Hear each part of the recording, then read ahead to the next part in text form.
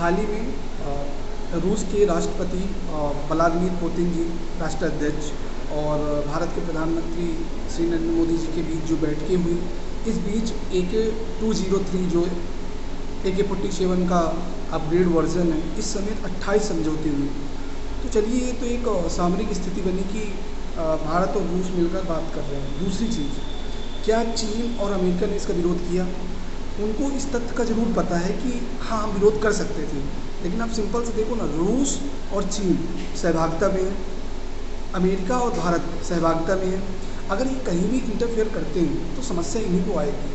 तो मुद्दे की बात ये है कि जब रूस और भारत के बीच एक समझौता हुआ, एक पैक्ट हुए, 28 समझौते हुए, करीबन 5,000 करोड़ के ऊपर की डील हुई मात्र 5 घंटे के बीच में, और फिर व्लादिमीर पुतिन वापस चले गए। तो हमको ये सोचना पड़ेगा, क्या ये स्थल मार्ग, हमारे पास स्थल मार्ग है क्या?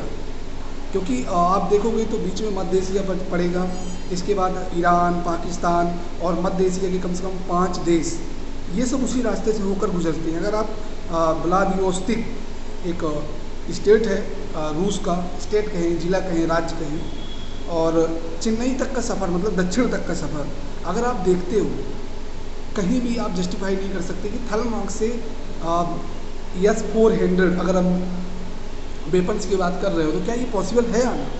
तो इस बात पर सरकार को एक नज़र रखनी पड़ेगी कि हम थल मार्ग का विकास करने के लिए क्या सोच सकते हैं। क्या हम ईरान, पाकिस्तान और जितने भी समस्त देश हैं दक्षिण मध्य एशिया के, इन पर एक सहभागिता का विजन रखा जाए और साथ में कोऑपरेटिव सोच के आगे साथ बढ़ा जाए। क्योंकि एक सोच के साथ हम नहीं बढ़ सकते कि रूस ने डील कर दिया, हमने भी डील कर दिया, सब आएगा। दूसरा मैटर, चलिए ठीक है, क्या हम वेपन से जंग जीत सकते हैं? पहले एक ज़माना था कि चलो आपस में पड़ोसी की लड़ाई हो गई तो जाके हम उसको गोली मार दिए, ये हो गया, ये कहीं से कुल्हाड़ी लाए मार दिए। और आदिमानव काल में चले जाओ तो जो शिकार करते थे वो डर के, जैसे उनके पास डर रहता था कि शेर आ गया या कोई जानवर आ गया, उसका शिकार कैसे करेंगे? पत्थर से होते थे, फिर धीरे धीरे सभ्यता विकसित हुई, लोहे के औजार आए, उसके पहले तांबे के थे, फिर लोहे के आए, मतलब पहले पत्थर, तांबा, फिर लोहा, फिर ऐसे ही अपग्रेड वर्जन आते रहे। लेकिन वर्जन की बात नहीं है, हम इसका पहले क्या था कि हम इतने सचेत रहते थे, जानवर को तो रोक नहीं सकते, लेकिन जो बीमारियां हैं, जो ये कह सकते हैं कि इन पर चीन पर आरोप लगता है कि इन्होंने जैविक क्या कहते हैं इसको, वेपन्स बनाए इन्होंने। तो क्या ये सच में जैविक युद्ध है क्या? विश्व युद्ध के बाद आप देखो ना कि जब विश्व युद्ध हुआ तो वहाँ जैविक जो हथियार जो डिप्लॉय किए गए, उसके बाद एक ही लक्ष्य बना कि विश्व युद्ध के बाद शांति का एक लक्ष्य बना। उसी के तहत गुट निरपेक्ष एक कॉन्सेप्ट आया जिसमें भारत की सहभागिता थी और इसने इस पर अपना सहयोग प्रदान किया और उसका सदस्य बना। मैटर ये नहीं है, मैटर ये है आज कोरोना है, कल ओमिक्रॉन है, डेल्टा प्लस वर्जन, कितने वर्जन आ रहे हैं। क्या सच्चाई है कि हम वेपन से जीत सकते हैं? पहले ही दुनिया ख़त्म हो जाएगी।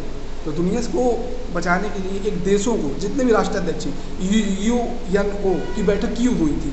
UNO का सृजन क्यों हुआ था? UNO का प्रतिनिधित्व आखिर क्या है क्या आखिर?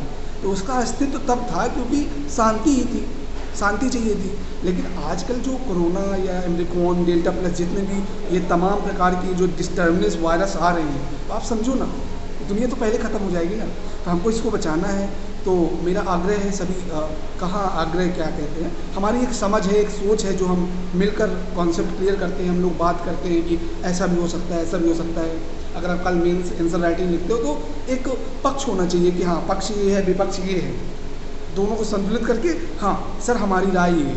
तो हम राय ये देते हैं कि सभी राष्ट्राध्यक्ष, जितने भी देश के, अमेरिका, रूस, चीन, ब्राज़ील और यूरोप देश के जितने भी देश हैं, यूरोप के जितने भी देश हैं, सबको साथ आना पड़ेगा, सबको एक विचार रखना पड़ेगा।